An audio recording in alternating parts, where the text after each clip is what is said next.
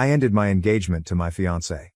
After she wanted a break to explore her ex, I sold our house and disappeared. Hello everyone, after what feels like an eternity, I, 27 million, decided it was time to discuss what has been going on with me recently. Here's the thing.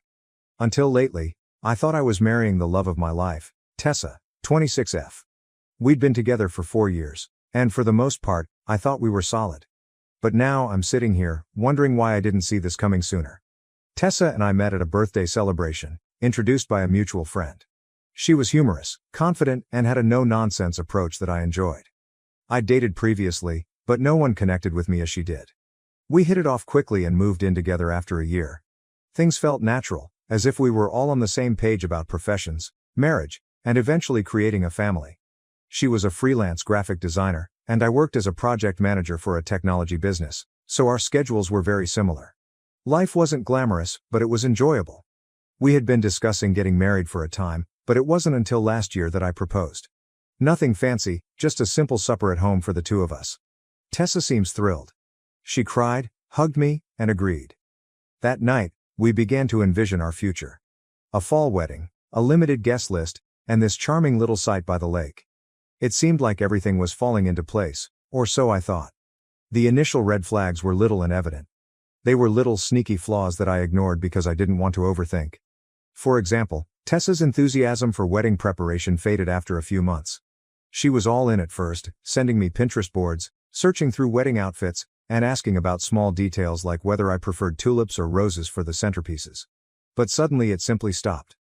I'd ask her questions like, "Hey, have you chosen your bridesmaids yet?" And she'd shrug it aside. "Not yet, I'm still thinking about it," she said again. The same thing happened with her clothing, cake, and music. Every decision we'd been so enthused about had become something she wanted to postpone. "There's still time," she'd say. The wedding seemed like an afterthought. At the time, I told myself it was just stress. Wedding planning can be overwhelming, right? Plus, Tessa had a lot going on at work. I assumed she'd snap out of it eventually. What I didn't realize was that her lack of enthusiasm wasn't about the wedding, but about us. The true slap in the face happened one night while we were out with some friends. Someone brought up the dumb TikTok game, which you've probably seen. It's the one where you have to answer personal questions while keeping a straight face and not passing judgment. Everything was going well until someone said, "If you could relive one relationship, which would it be?" Without thinking, Tessa responded, "Oh, probably Dylan." Just like that. Dylan. Her college ex? The person who cheated on her. The moment she uttered that, the room became awkwardly quiet. She giggled awkwardly and attempted to backtrack, saying, "Not that I'd want to. It's just a significant element of my past." I wanted to confront her right there, but we were among friends, so I let it go. Later, when we were alone, I asked her about it. "What was it about Dylan? Why would you choose to revisit that relationship?" She simply shrugged it off as if it were no big thing. "It was a stupid game, Liam. Don't take it so seriously." She grinned and shifted the subject. I didn't press it because, honestly, I didn't want to start a battle over something that could have been minor. But, deep down, it stayed with me. Following that, her behavior became more difficult to ignore. She was using her phone more frequently, going through her texts with a cheeky little smile. She began creating vague explanations for why she couldn't hang out or why she would cancel plans at the last minute. "Oh, sorry, I just have a lot of work to catch up on tonight," she'd typically remark. Or it may be, "I promised my mom I'd visit this weekend." The justifications were not particularly suspicious, but they were stacking up. It seemed like I had become less of a priority. Then came Friday night, which changed everything. I arrived home from work early, excited to spend the evening with Tessa. I was hoping we might order in and binge watch something, a quiet night. When I came in, however, the atmosphere seemed odd. She was seated on the couch, holding her laptop, but she wasn't working. She was staring at the screen, absolutely unfocused. "Hey, I'm home," I murmured, hoping to relieve the tension. "You're early," she said, as if it were a negative thing. I shrugged it off and went into the kitchen to begin preparing dinner, but the silence in the house was oppressive. Usually, she'd ask how my day was or tell me about her own. What about tonight? Nothing. Finally, I looked around and asked, "Is everything okay?" She shut her laptop and glanced at me. "Actually, there's something I need to talk to you about." And my stomach sank. You know how you feel when you know something horrible is going to happen but you can't stop it? That was me, standing there like an idiot with a spatula in one hand. I approached and sat across from her. "All right," I said. "What is going on?" She paused, as if she were trying to find the proper words. She just came out with it. "I've been thinking about us." "And about Dylan?" I swear that I almost laughed. "Dylan, are you serious? What about him?" She bit her lip and avoided my gaze. "I suppose I need some time to consider things through. I'd like to take a break and see whether there's still something there with him." I couldn't believe what I heard. "Do you want to take a break and date your ex? Are you out of your mind, Tessa? We've got engaged." "It's not like that," she responded hurriedly, as if she could smooth things up. "I just want to know if I'm making the right choice with you. And if it doesn't work out, I pledge to come back." That's when I discovered how deep her chutzpah was. She assumed I would sit around and wait for her to decide whether I was good enough. Something inside me moved at that very instant. I did not yell or blow up. I just sat there staring at her, wondering how the hell I hadn't seen this coming. I wasn't sure how to answer at first. My fiancée recently informed me that she wants to take a break to explore things with her ex, Dylan. What can you say to that? Finally, I asked. "So, what does this break mean to you?" My voice came out more calmer than I felt. She straightened up slightly, as if she had been ready for this conversation. "I believe we need some space to figure things out. I'll take some time to see if my feelings for Dylan are genuine, and you are welcome to ponder on us as well." I couldn't believe the audacity. "Wait," I replied, leaning forward. "You're saying you need to date your ex, but I need to reflect on us? What kind of backwards logic is that?" Tessa sighed, as if I were the one acting unreasonable. "It's not about you doing something wrong, Liam. This is about me figuring out what I need." She seemed to have practiced this. The way she spoke, the way she avoided eye contact, it was as if she had already decided this was going to happen and simply wanted me to accept it. "You know this sounds insane, right?" I muttered. "You don't just put your fiancé on hold while you go play what if with some guy who treats you like garbage." Her face tightened, and for the first time, I realized how stubborn she could be. "I'm not asking for permission, Liam, I'm telling you what I need." That one landed differently. I wasn't just sad anymore, I was angry.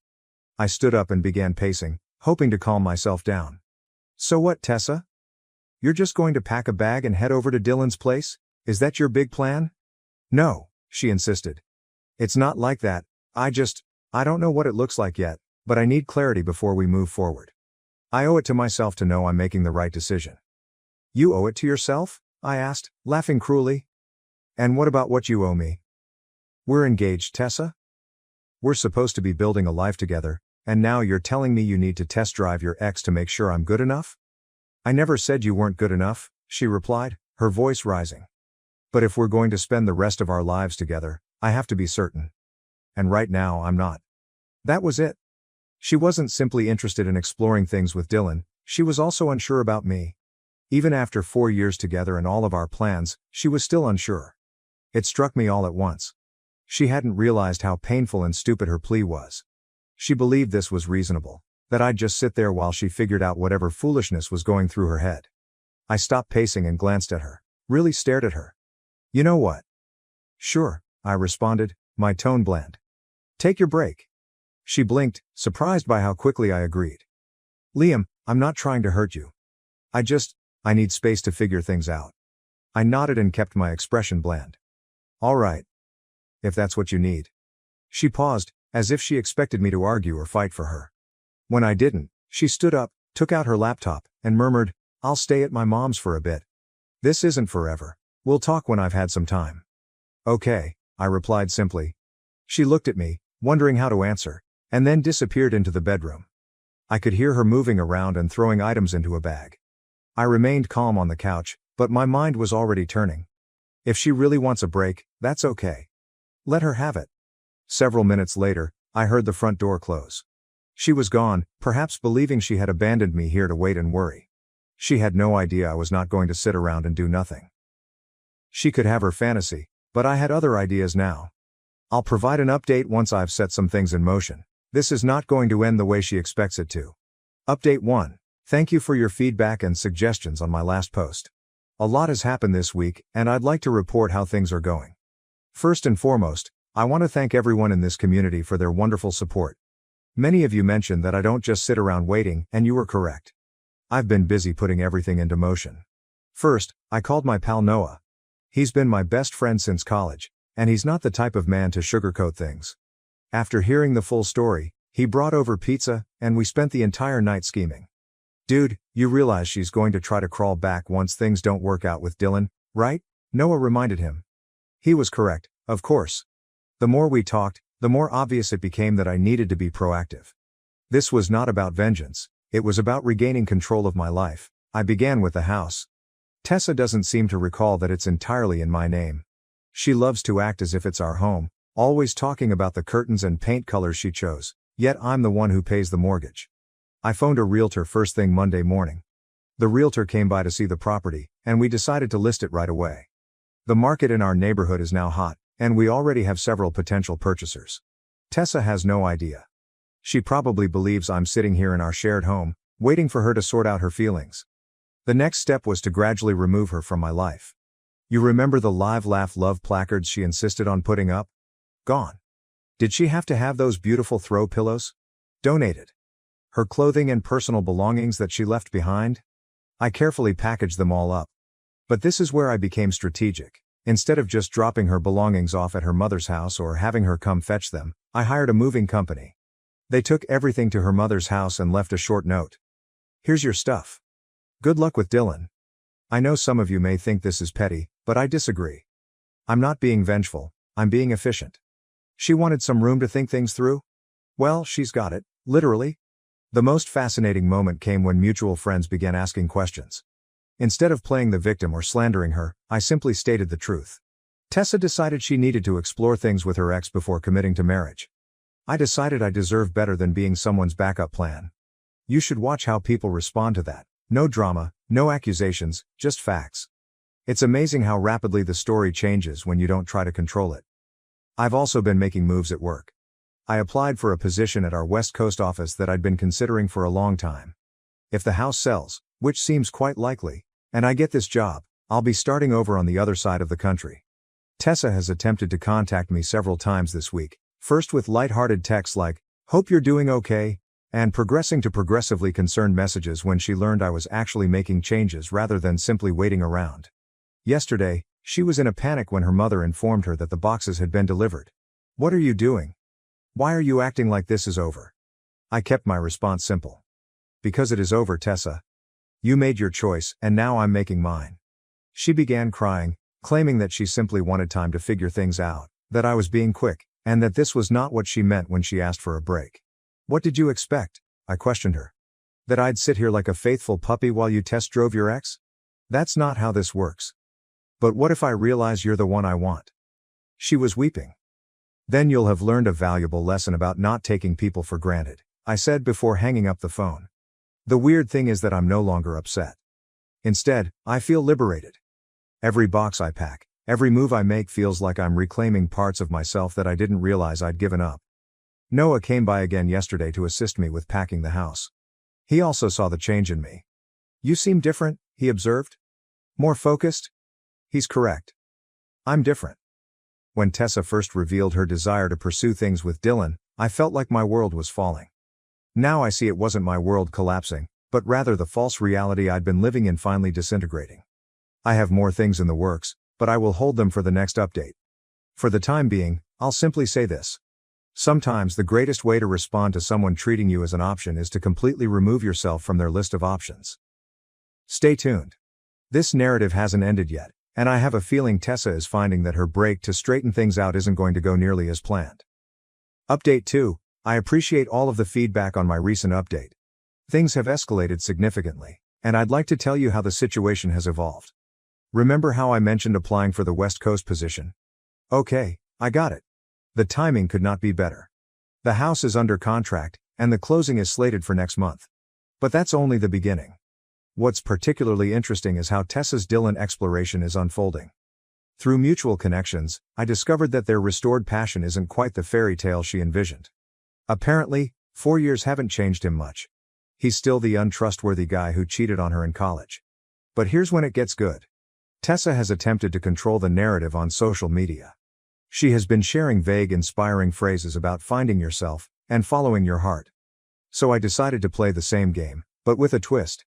I created a single factual post. Update on my life. Excited to announce I've accepted a position in San Francisco. Sometimes when one door closes, better ones open. Looking forward to this new chapter.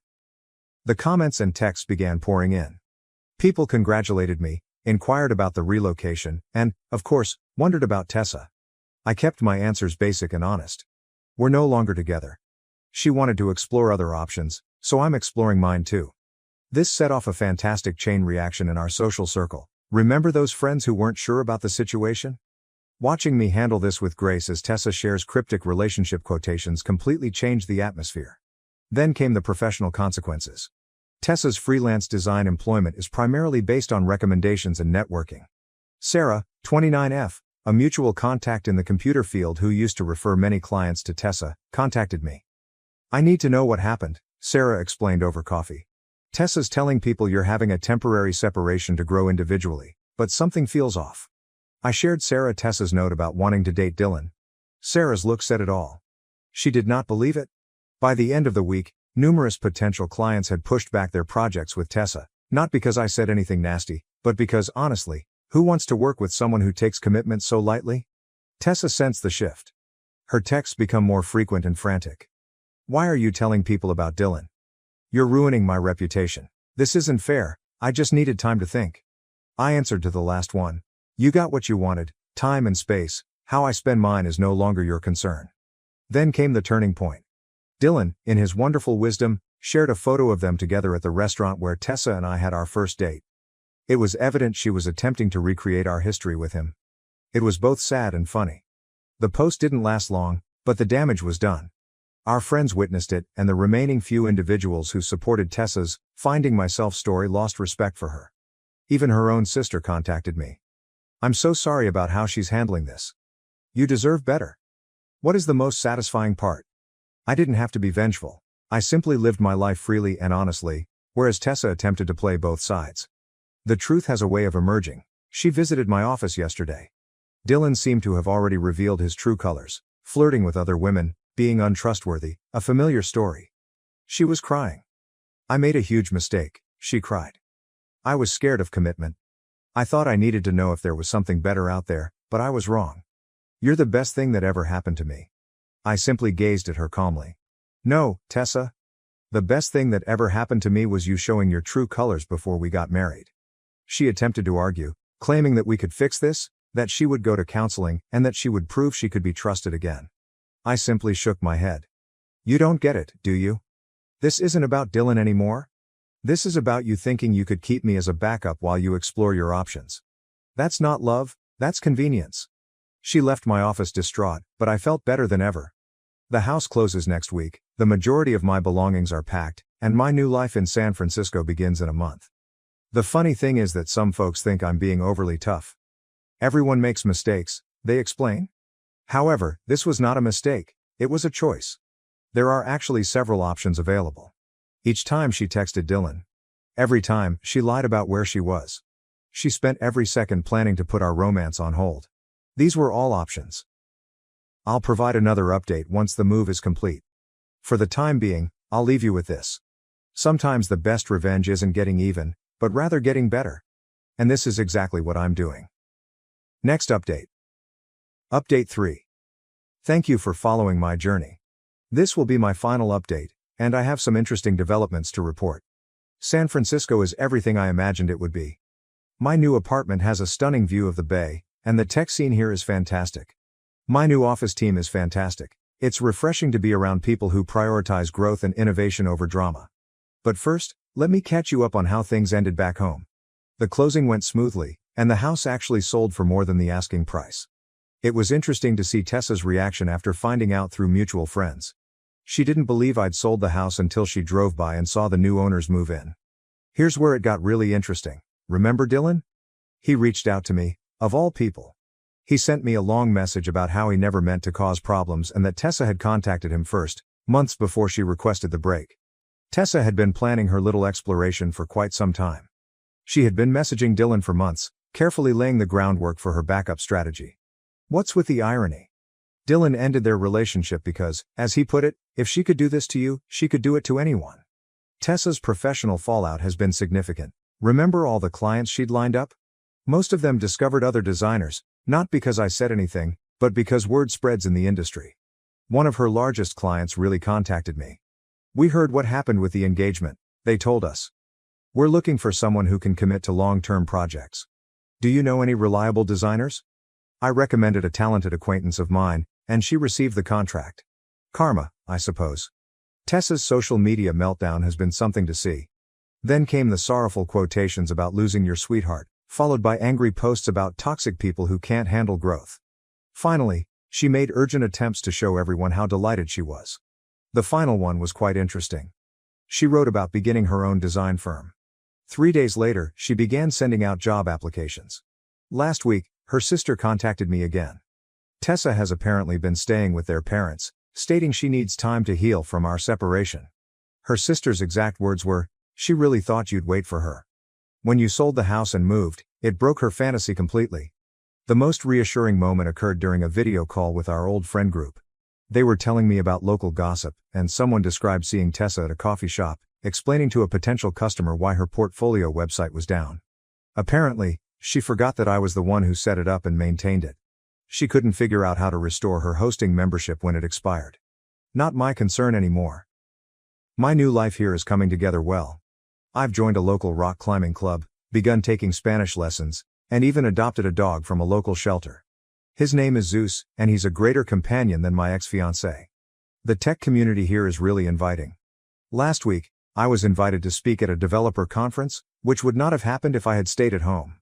It's amazing what you can accomplish when you're not dragging dead weight. I had one last interaction with Tessa.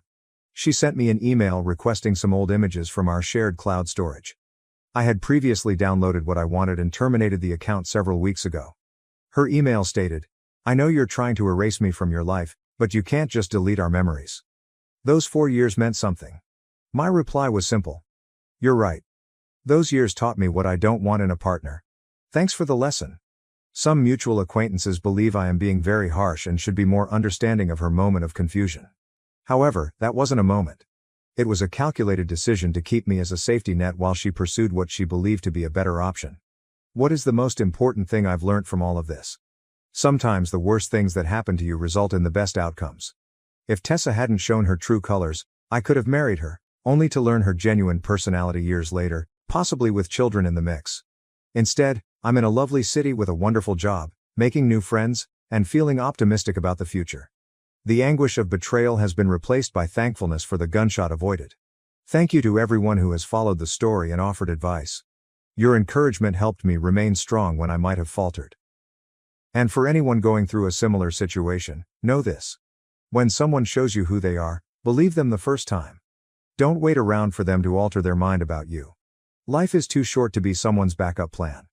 Sometimes the best thing you can do is walk away and make things better for yourself. That's it for now, guys. This chapter of my life has officially ended, and I couldn't be more excited for the next one to begin. Take care, and thank you for everything.